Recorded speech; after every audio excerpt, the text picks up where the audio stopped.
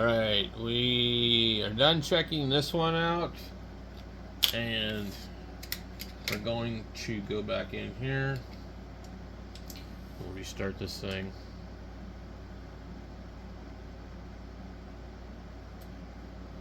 And we're going to do another desktop environment of Arch.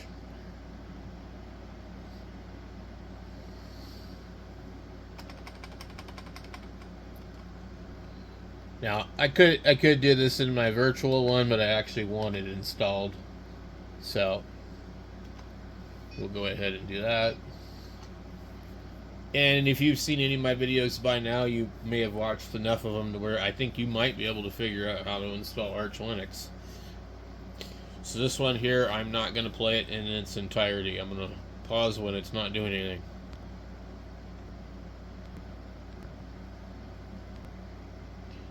Alright, and we're in. So, unless you really want to do this the hard way, you can just type in Arch install. Click enter and wait. You won't have to wait too long before it says fetching Arch Linux packages. And now we're in here, in the menu here, and I'm going to try to get my camera in a little bit closer for those that maybe have never seen this before.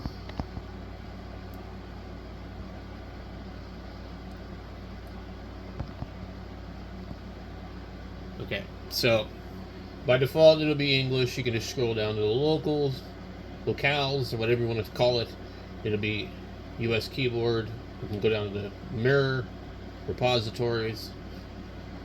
You can select a region. You probably don't even need to do anything here, but Albania I think is probably by default, or I don't know.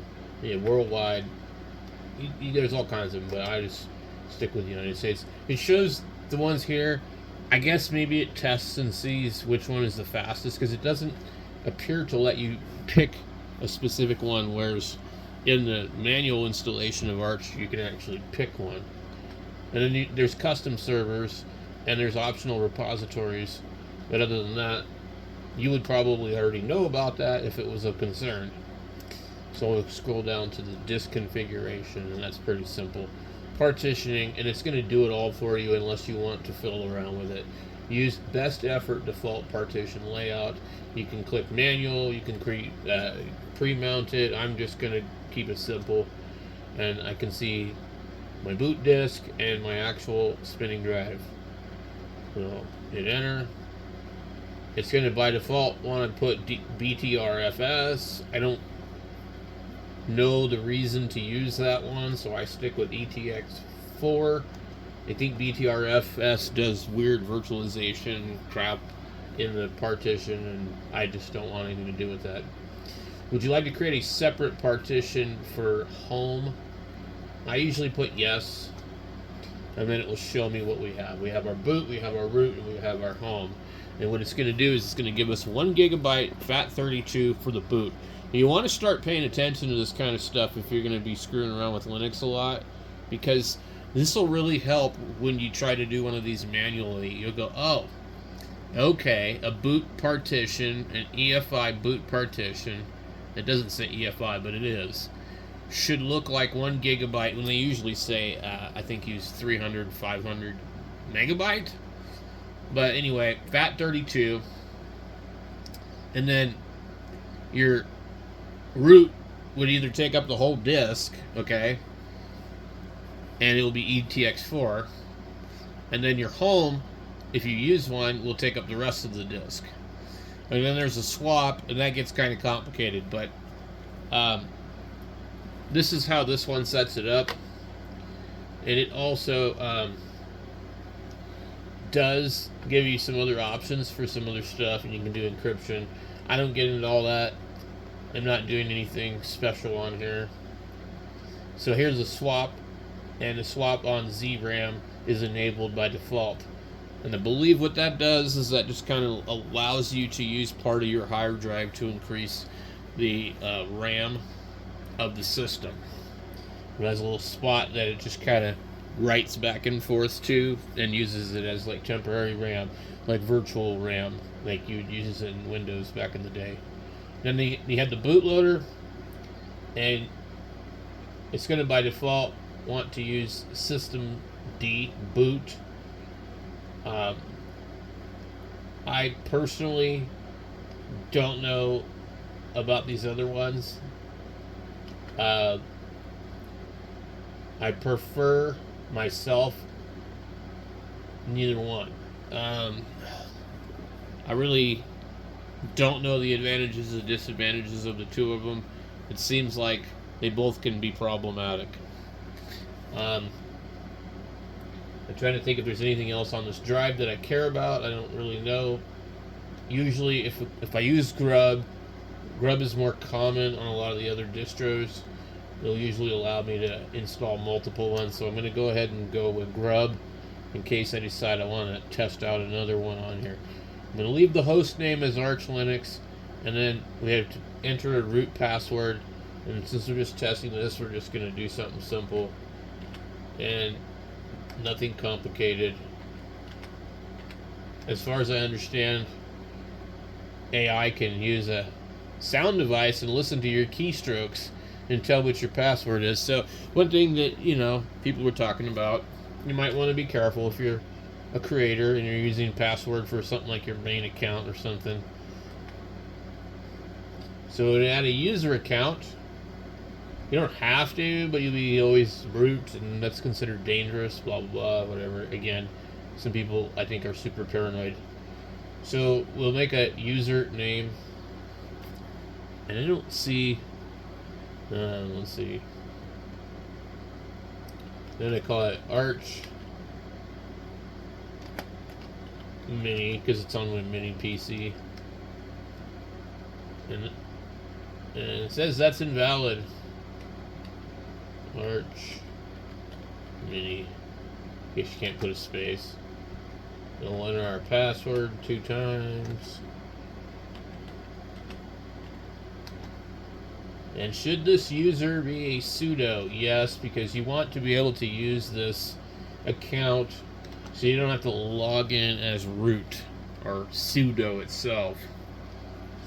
And then you down here and confirm and exit. And now that we have the account, it's telling this thing here, Arch Mini password sudo true. This is kind of like that wheelhouse thing that they talk about in the manual installation. Now we have the profile and type and desktop, minimal, server, or Zorg. And I don't know what the other two entail really. Server would probably be headless. Desktop is obviously what we want. Now we have our desktop environments, and there's a couple different ones. We have awesome bspwm, Budgie, Cinnamon, Cutefish, Deepin, Enlightenment, Gnome, Hyperland, i3wm. That's the one I did yesterday that screwed me up. KDE Plasma, LABWC, LXQT, Mate, Nuri, Qtile, River, Sway, XFC4, and Xmonad. And I believe the last one is a tiled system. So XFC4 is a lightweight, simple one. I don't know what Sway is. I don't know what River is. I don't know what Qtile is or Nuri. Mate is going to be like the desktop environment you've seen with Linux Mint. LXQT is going to be a lightweight one.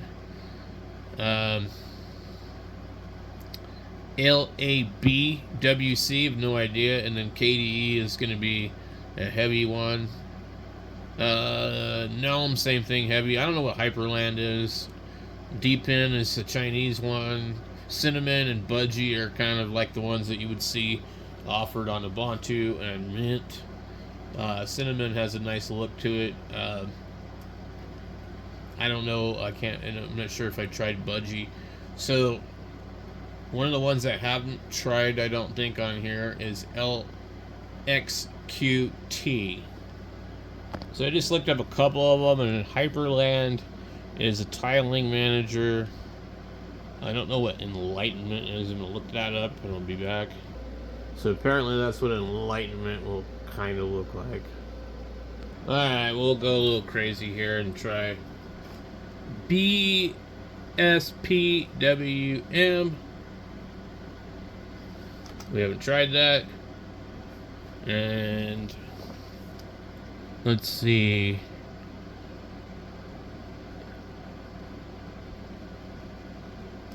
Graphics driver. If you're using NVIDIA, you're going to need to select NVIDIA probably. There's open source NVIDIA,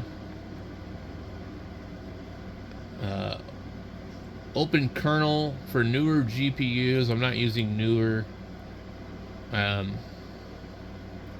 VirtualBox. Okay.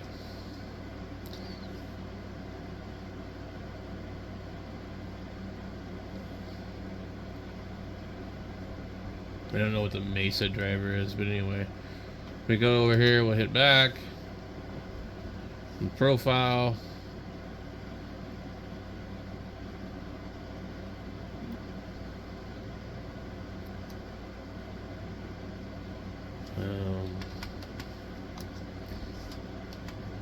Audio, I'm going to use Pipewire. Can you see that over there? Okay. Kernels, just leave it alone. Network configuration. Scroll down to use network manager. I'm going to skip additional packages. Time zone, I'm going to go from UTC up here to Arizona, since that's where I'm at. I'm going to leave the automatic time sync, and I'm going to click install. And then it says specified configuration will be applied. Would you like to continue? Enter. And that's about it. You just sit and wait. It's going to run for a while, depending on your computer.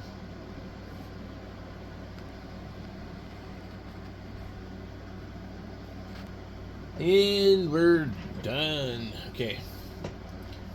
Reboot the system.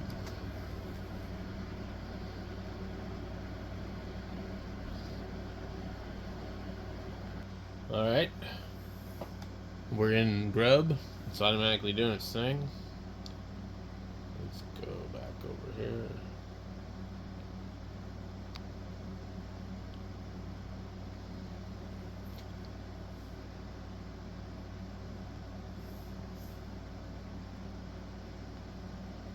So the last time I dealt with one of these, I had to come into here to select it. But what I'm getting is, I'm getting a black screen, and I don't know how to configure this one. So let me try something. Okay, so it won't ever change from here. And I'm guessing that I needed to pull up a terminal, which means it's like that i3 something one. I have to look on the internet and see what do I need to do. So I'm looking in the wiki, and I guess it doesn't include Polybar or Lemon Bar or any of these other things. And it's not working with the commands like super plus enter. Should pull up the terminal, and it's just not. So I don't know.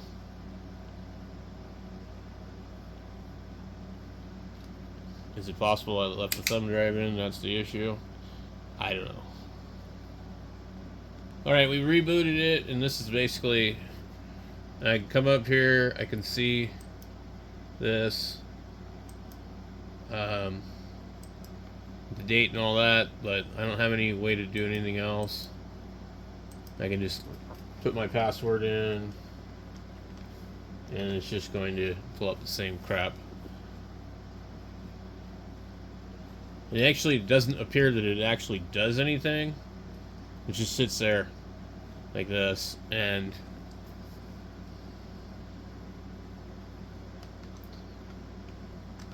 can't pull the terminal up. Let me see.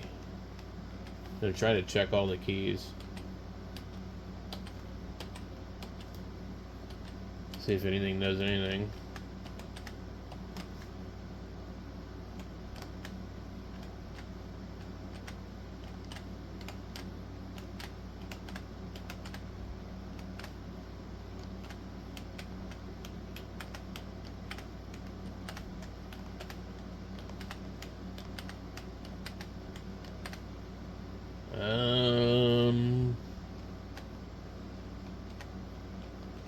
Check all the numbers.